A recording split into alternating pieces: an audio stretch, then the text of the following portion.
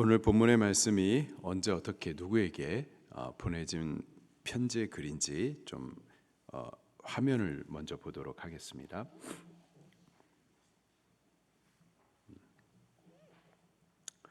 유다의 여러 왕들이 하나님 앞에 패역을 행하셨었죠. 그리고 멸망 이전에 요시야 왕이 마지막으로 영적 부흥, 대각성 운동, 말씀으로 돌아가는 운동이 있었습니다. 그러나 요시야 왕이 죽고 난 이후에 그의 아들들이 통치할 때에는 또 멸망으로 빠르게 추락하여 갑니다. 그래서 여호아스, 여호야김, 그리고 여호야킨, 그리고 시드기야 왕을 거쳐서 유다 나라가 결국 망하게 되죠. 예레미야 선지자는 이 요시야 통치 때부터 유다 나라가 망할 때까지 선지 활동을 했었습니다. 유다 나라가 망하기까지 세 번의 공격이 있었는데요. 제1차 바벨론의 침공이 605년도에 있었습니다. 605년도에 어떤 사건이 있었냐면은 2차 갈그미스 전쟁이 애굽과 바벨론 사이에 있었어요. 바벨론이 애굽을 쳐 부숩니다. 그리고 고대 근동 지역의 패권을 장악하게 되죠. 그때 바벨론의 승리를 이끌었던 사람이 느부갓네살 왕입니다. 그가 그렇게 애굽을 이기고 바벨론을 제국으로 그렇게 세우면서 역사 가운데 등장을 해요. 그게 왜 중요한 사건이냐면은 그가 그렇게 패권을 장악하자마자 그 갈그메스에서 승리한 그 군대를 몰고서 어디로 애굽으로 유다로 내려온 거예요. 유다로 내려와 가지고 제1차 침공을 했었습니다. 그리고 포로를 끌고 가는데 다니엘과 세 친구들을 끌고 가죠. 그리고 2차 침공이 597년도 여호야킨 때에 2차 침공이 있었어요. 그리고 그때에 에스겔 선지자를 비롯해 가지고 이 여호야킨 왕 그리고 그의 어머니 그리고 여러 용사들 철공 목공 비롯해 가지고 많은 사람들이 또 이때 포로로 끌려가게 됩니다.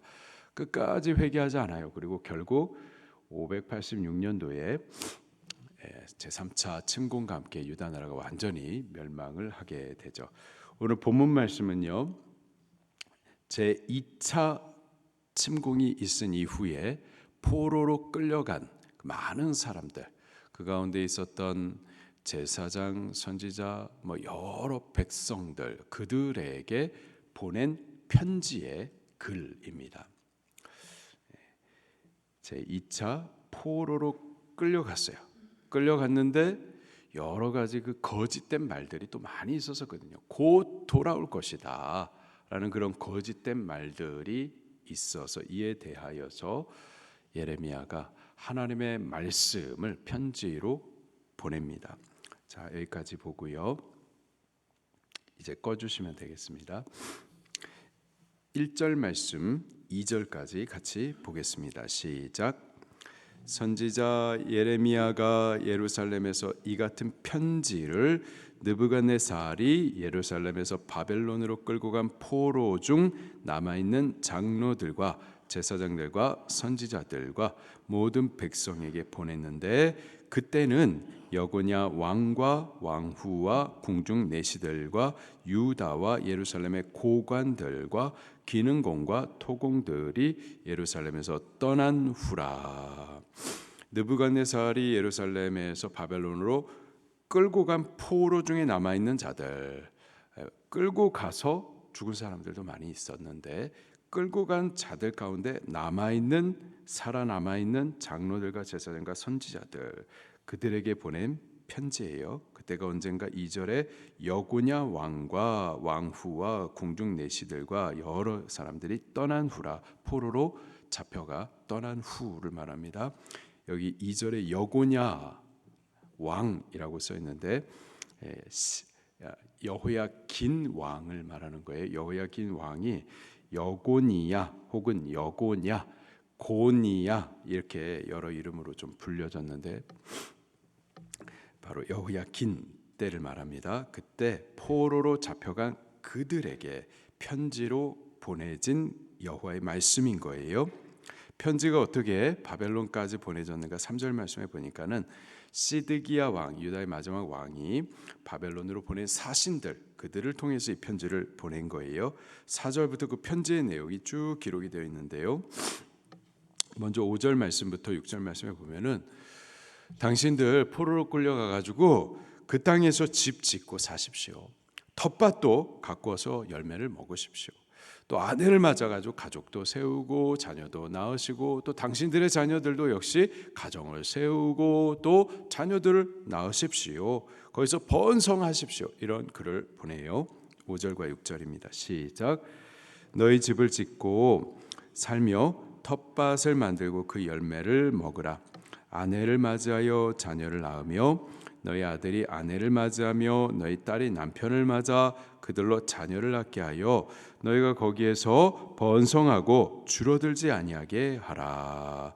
집 짓고 살고 또 가정도 이루고 자녀도 이루고 또 당신들의 자녀들도 또 자녀를 낳고 그렇게 하십시오. 이 말은 지금 거짓 선지자들이 2년 만에 다시 하나님께서 회개하게 할 것이다. 2년만 기다리면은 우리 28장 말씀을 지난주에 같이 나누었는데 그런 거짓 선지자들이 자꾸 하나님께서 말씀하셨다. 너희 지금 포로로 끌려가지만 이제 곧 하나님께서 이제 곧 2년 안에 다시 돌아오게 할 것이다. 이런 거짓된 말들을 자꾸 했었던 거죠. 예레미야 말은 거기서 집 짓고 사십시오. 텃밭도 이렇게 잘 메꾸시고 열매도 먹으시고 자녀들도 또 가정을 세우게 하고 이 말은 그렇게 짧은 시간 안에 돌아오지 않고 오래 살게 될 겁니다. 오래 하나님께서 정하신 기간이 다 차야만 돌아올 것이니 거기서 이제 집을 짓고 살고 또 하나님께서 정하신 기간 동안에는 거기서 그렇게 있어야 합니다라는 말을 해준 거예요. 그렇게 자꾸 거짓을 말하는 선지자들이 있었던 거예요. 그래서 이 거짓 선지자들의 말도 분별해 듣지 못하도록 또 경고해 줍니다. 8절과 9절입니다. 시작. 만군의 여호와 이스라엘의 하나님께서 이와 같이 말씀하시니라. 너희 중에 있는 선지자들에게와 점쟁이에게 미혹되지 말며 너희가 꾼 꿈도 고지 듣고 믿지 말라. 내가 그들을 보내지 아니하였어도 그들이 내 이름으로 거짓을 예언함이라. 여호와의 말씀이니라. 아멘. 자꾸 이렇게 거짓말쟁이들이 많이 있었던 거예요. 유다 나라 멸망 직전의 큰 특징 중에 하나가 이렇게 미혹해하는 거짓 선지자들. 예수님께서도 마태복음 24장 25장 말일에 어떤 증거들이 징표들이 있겠습니까? 첫 번째 말씀하시고 여러 차례 말씀하시는 것이 미혹해하는 자들이에요. 미혹해하는 자들. 우리들도 잘 분별하여서 들어야만 할 겁니다. 자꾸 이렇게 죄에 대해서 하나님이 심판하시는데 자꾸 평안을 말하고 범죄했는데도 평안을 말해요. 그리고 죄에 대한 하나님의 심판이 있을 건데 이 심판에 대해서 가볍게 여기면서 회개도 안 하는데 회복이 있을 것이다. 이런 말씀들을 자꾸 하는 거죠. 거짓말에 미혹되지 말라 말하는 거예요. 그러면 우리가 이렇게 이방 나라로 쫓겨서 포로로 끌려가는데 그러면 영원히 이렇게 이방 나라에서 포로로 끌려가게 포로 생활하면서 그냥 그렇게 끝나는 겁니까? 그렇진 않아요. 하나님께서 반드시 회복은 하시는데 정한 기간이 있어요. 70년이 차기까지는 거기서 낮아져야 하고 그 이후에 돌아올 것을 또 말씀해 주세요. 10절입니다. 시작. 여호와께서 이와 같이 말씀하시니라. 바벨론에서 70년이 차면 내가 너희를 돌보고 나의 선한 말을 너에게 성취하여 너희를 이곳으로 돌아오게 하리라. 영원히 멸망이 아니라 영원한 형벌이 아니라 정한 기간이 있는데 70년 이후에 하나님께서 돌아오게 할 겁니다. 그동안에는 거기서 정착하면서 살아야 됩니다. 그동안에는 낮아지셔야만 합니다. 그리고 그 70년 동안에는 포로로 끌려간 그 땅에서 평안을 구하면서 여호와 하나님을 찾으십시오. 이렇게 또 가르쳐 주세요. 7절입니다. 시작. 너희는 내가 사로잡혀 가게 한 그 성읍의 평안을 구하고 그를 위하여 여호와께 기도하라. 왜요? 이는 그 성읍이 평안함으로 너희도 평안할 것임이라. 너희가 끌려간 그 땅에서 그 땅의 평안을 구하라. 이렇게 또 가르쳐 주세요. 그리고 분명히 포로로 끌려가요. 포로로 끌려가는 것은 죄에 대한 하나님의 심판이 분명하지만 그러나 하나님의 궁극적인 뜻, 그들을 향한 하나님의 마음이 무엇인지도 가르쳐 주세요. 11절입니다. 시작. 여호와의 말씀이니라. 너희를 향한 나의 생각을 내가 아나니 평안이요 재앙이 아니니라. 너희에게 미래와 희망을 주는 것이니라. 아멘. 바벨론을 등장시켜 가지고 예루살렘을 무너뜨리고 거기에 있었던 성전도 불타 무너뜨리고 그들은 포로로 끌려가게 하시는데, 그러나 이게 정령, 멸망, 완전한 심판, 영원한 사망 끝이 아니라 이것조차도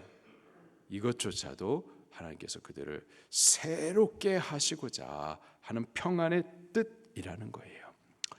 하나님 당신의 백성들을요, 범죄하면은 안 때리고 괜찮아, 이게 하나님의 방법 아닙니다.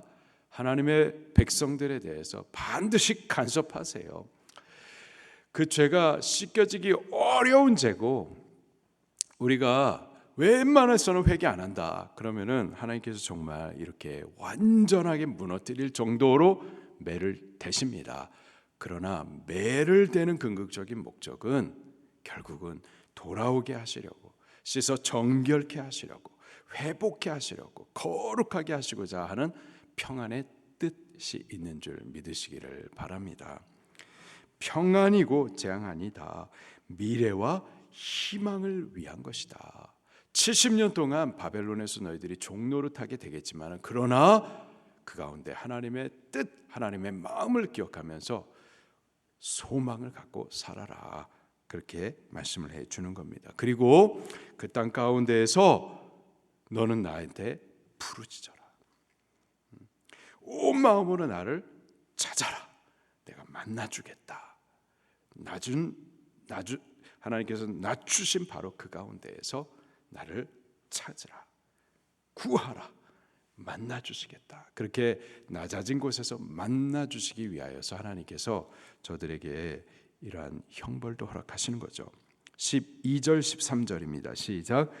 너희가 내게 부르짖으면 내가 와서 기도하면 내가 너희들의 기도를 들을 것이요 너희가 온 마음으로 나를 구하면 나를 찾을 것이요 나를 만나리라.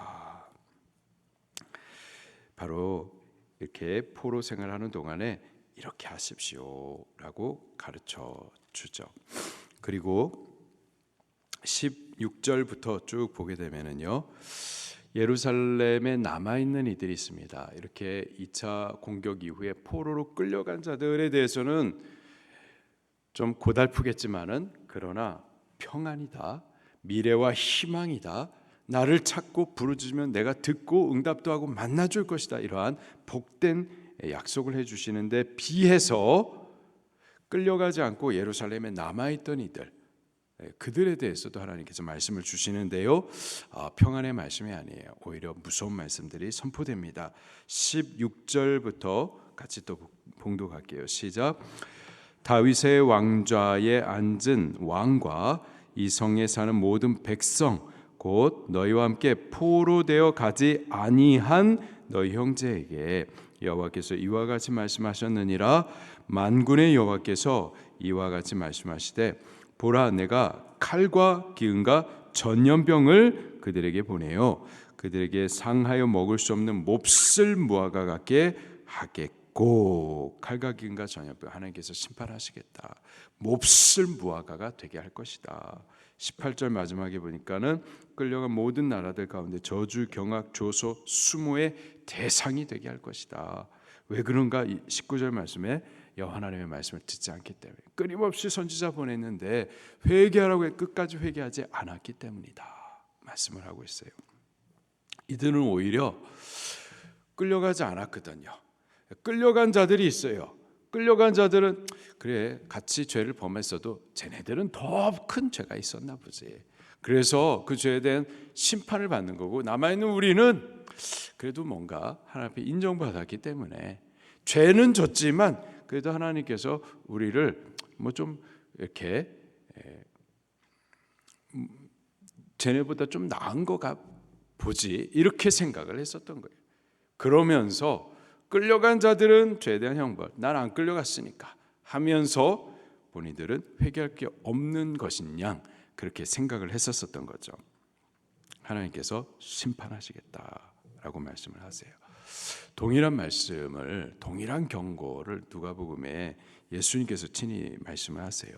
누가복음 13장에 보면은 실로암에 망대가 세워진 게 있는데 그게 무너졌습니다. 그리고 그 아래에서 깔려 죽은 사람이 18명이 있었어요. 사람들이 생각하기를 자네들은 뭔가 하나님 앞에 패역한 죄가 있었기 때문에 이런 사고 사건을 통하여서 형벌을 받은 거지, 심판을 받은 거지. 우리는 안 깔려 죽었으니까 우리는 뭐 괜찮은 거겠지. 이런 생각을 했었던 거예요. 예수님께서 하시는 말씀이 아니 너희도 회개치 아니하면은 이와 같이 망하리라. 이와 같이 망하리라. 이런 사고 사건들을 통하여서 너 자신을 하나님 앞에서 돌아보아야 된다. 회개해야 된다. 회개치 않으면 망하는 거다. 지금 2차 포로로 끌려간 그들을 보면서 남아있는 자들이 두려움을 알고 죄에 대한 하나님의 형벌 심판을 인식하면서 빨리 회개해야 돼. 끝까지 회개 안 합니다. 결국 3차 공격을 당해서 완전히 망하게 되죠.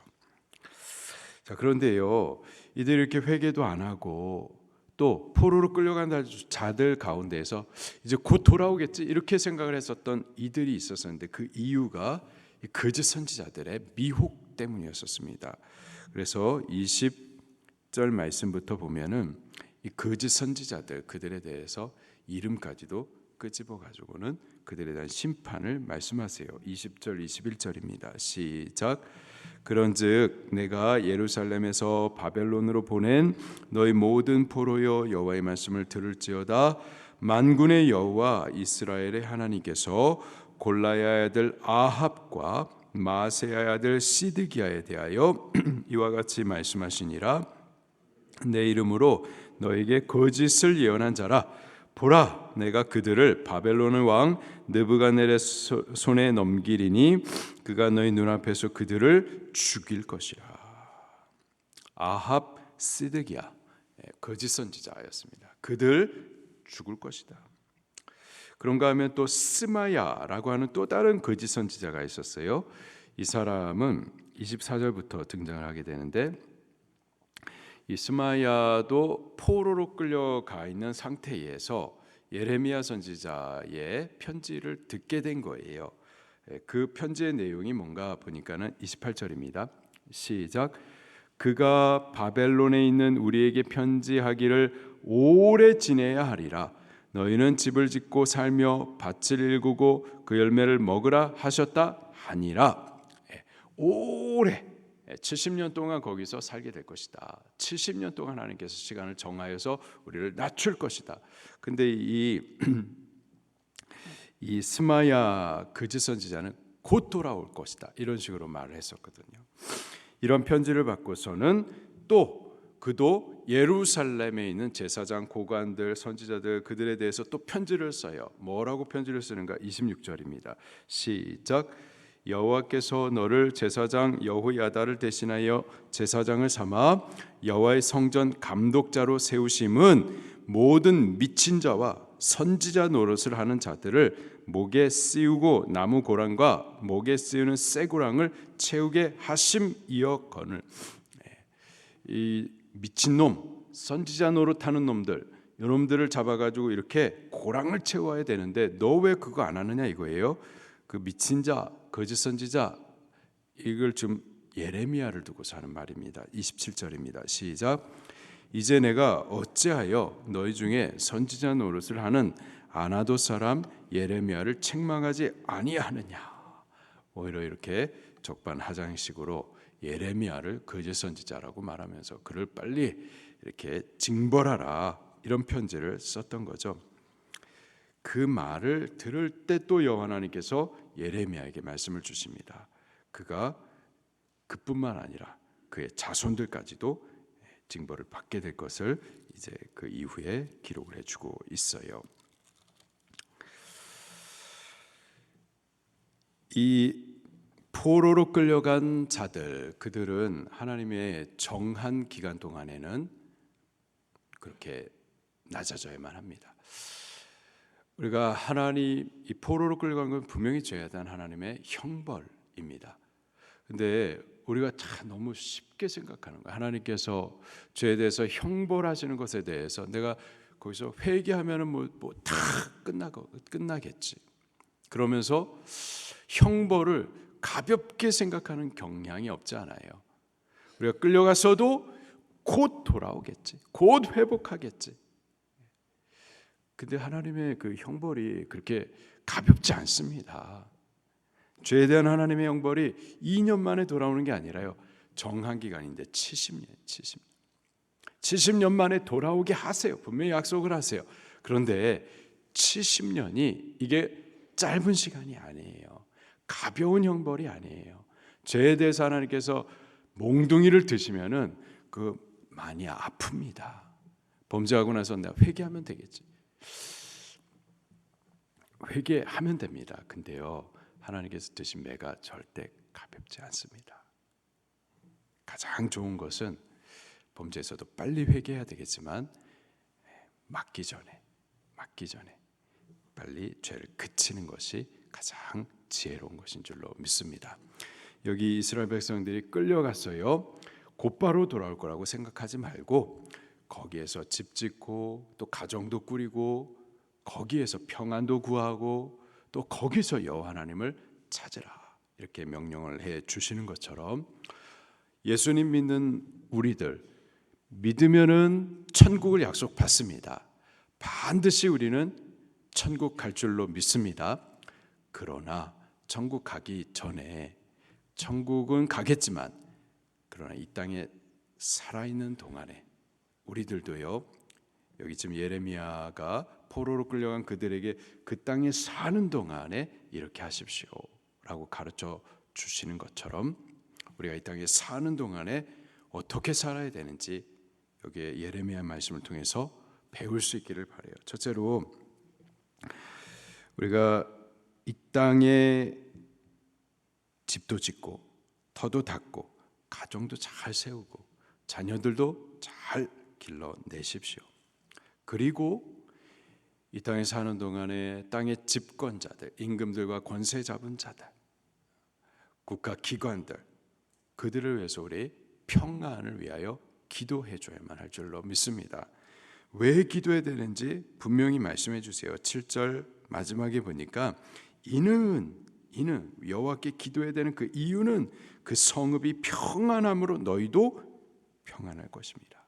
동일한 말씀을 신약성경 디모데전서 2장 2절에도 말씀해 주시죠. 임금들과 높은 지위에 있는 자들을 위해서 기도해야 된다. 왜?